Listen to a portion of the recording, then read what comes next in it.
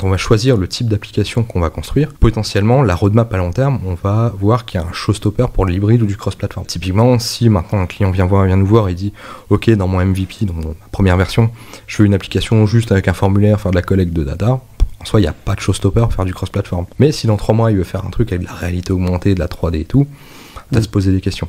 Donc en fait, la première question qu'on va lui poser, c'est qu'est-ce que doit faire ton app à court et à moyen, voire long terme. C'est ça qui va nous permettre déjà de choisir la techno vers laquelle on va plutôt l'orienter. Ensuite, en effet, il y a la question du budget. Le temps de développement sur les applications mobiles natives a été réduit par rapport à ce qu'on pouvait faire il y a quelques temps. Tandis que l'hybride, il y a toute une série de plugins qui est proposée par la communauté, mais dès que tu vas vouloir faire quelque chose de spécifique aussi, qui n'est pas forcément pris en charge par ces plugins, ça va te demander beaucoup plus de développement, voire même l'intervention de développeurs natifs qui vont développer un petit plugin juste pour toi, pour pouvoir remplir cette fonctionnalité. Donc forcément, ça va coûter un peu plus cher. Et cette idée reçue qui est que une application hybride, ça coûte, et cross-platform, ça coûte 2 fois moins cher qu'une app native, il est plus totalement vrai aujourd'hui.